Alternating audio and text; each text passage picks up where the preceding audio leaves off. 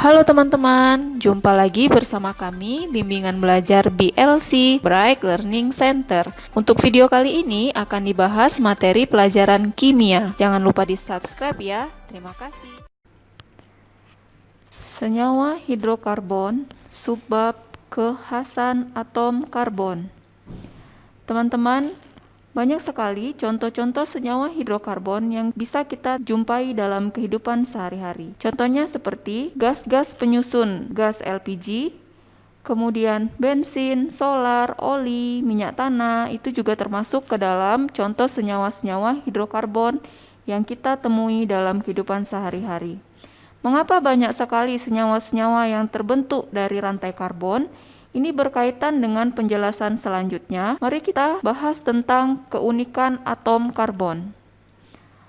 Atom karbon memiliki 4 elektron valensi.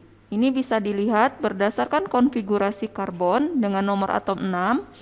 Karbon memiliki 2 elektron di kulit pertama dan 4 elektron di kulit terluar.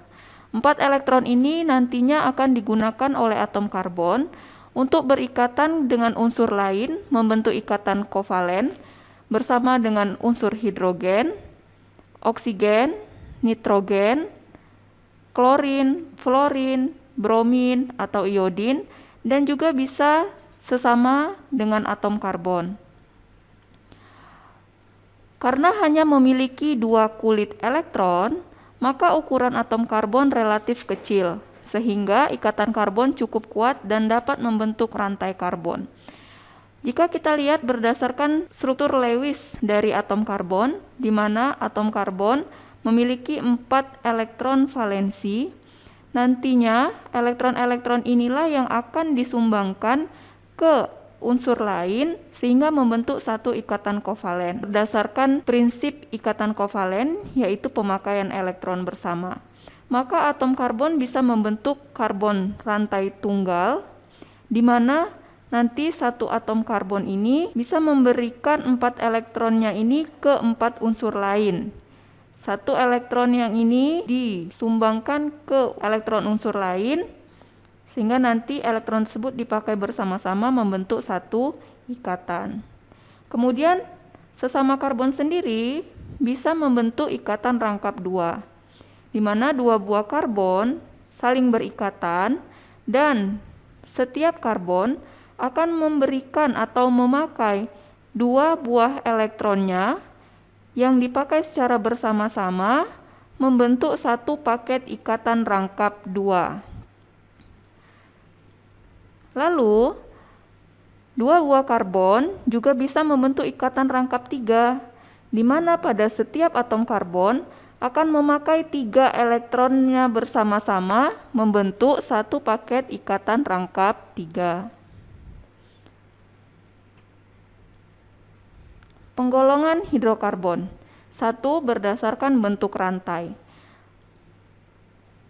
Yang pertama adalah rantai alifatik.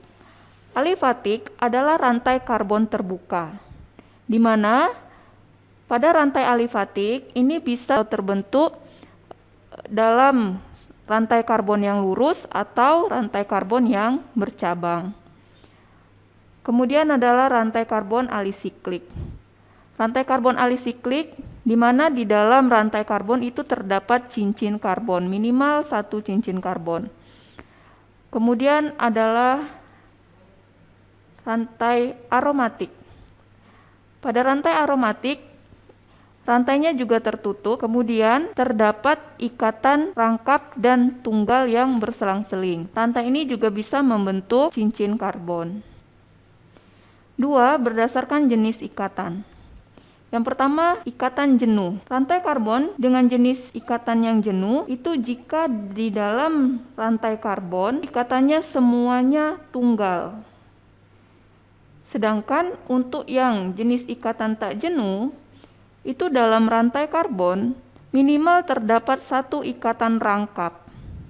Sehingga jika kita bandingkan untuk jumlah atom karbon yang sama, di sini karbonnya ada 4 buah, kemudian untuk yang mempunyai ikatan rangkap karbonnya juga 4 buah.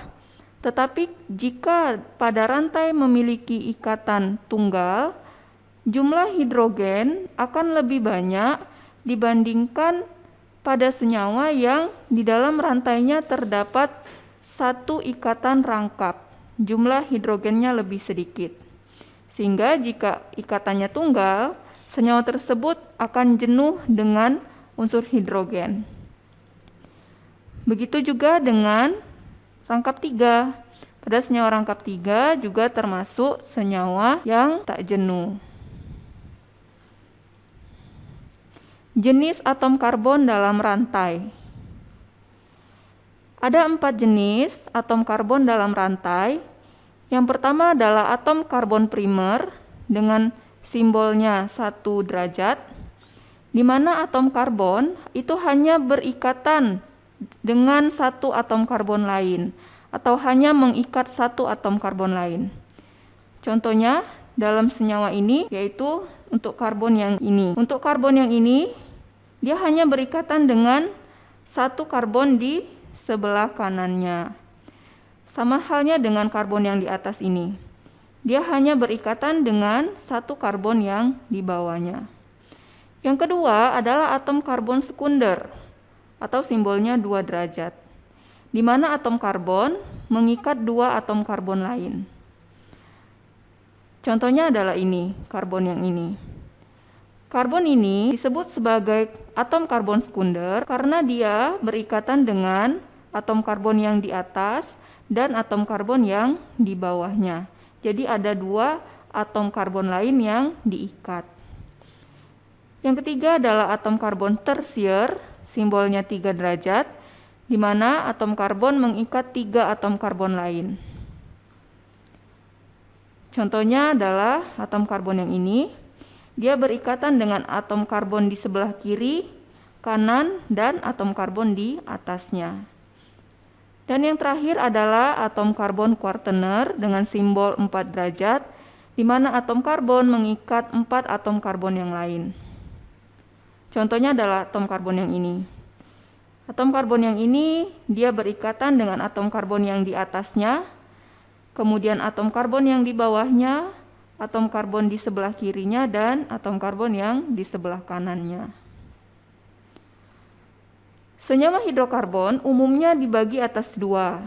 Yang pertama adalah senyawa hidrokarbon jenuh dan yang kedua adalah hidrokarbon tak jenuh. Untuk yang hidrokarbon jenuh, ciri-cirinya semuanya berikatan tunggal. Yang termasuk ke dalamnya adalah golongan alkana.